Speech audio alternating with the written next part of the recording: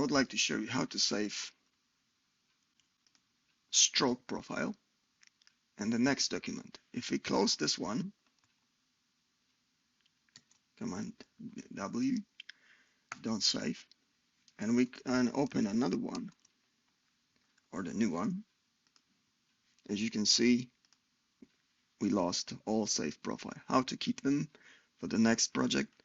If using exactly the same one, this one is square.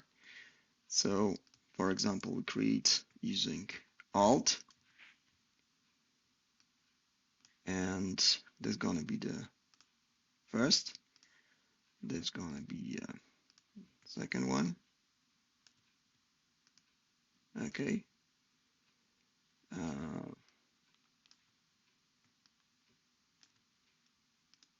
right. So this one we can remove. Left, right.